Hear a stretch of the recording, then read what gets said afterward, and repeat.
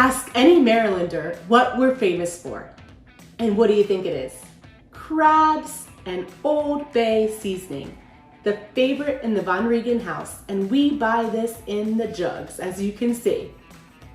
I am Teresa Von Regan, and welcome to my kitchen. I'm a native Maryland girl, and I'm a self-proclaimed expert on crab cakes. Really, anything crab. Before we move on, check out the link in the description below for a sneak peek of my next crab recipe. We're gonna start off by dumping our crab meat in a large bowl. Then we're gonna combine all ingredients. 1 egg, 3 tablespoons of mayonnaise, 2 teaspoons of Dijon mustard, 1 teaspoon of Worcestershire sauce, 1½ teaspoons of Old Bay, 1/4 teaspoon of salt, 2 tablespoons of parsley, 1/2 a cup of panko. Now that your ingredients are poured in, stir gently with a fork and spoon, just enough to mix. Mix, but not too much because you don't want to break up that juicy lump crab meat. Now it's time to make the patties. My technique is to use a 1/3 measuring cup to scoop out the crab meat mixture.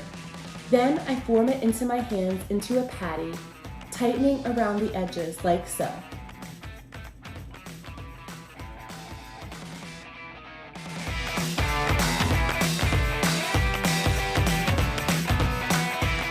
The final step is to fry these crabby patties. You're gonna take a large skillet, 3 tablespoons of olive oil or avocado oil, use medium to medium-high heat, and cook 3 to 4 minutes until brown on each side. My pro tip for these juicy crab cakes is you don't want to overcook them. You want to lightly brown them on both sides because when you overcook them, they risk the chance of crumbling.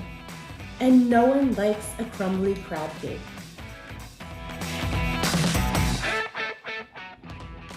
These are my completed Maryland lump crab cakes. You will want to try these. They are amazing, and I can't wait to dig in.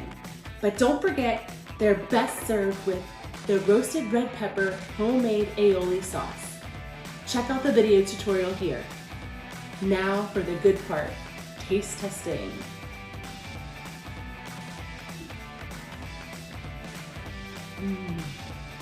My kids are chomping at the bit and drooling and ready to try these Maryland crab cakes. To see more videos like this, don't forget to like and smash that subscribe. Bye for now, fam.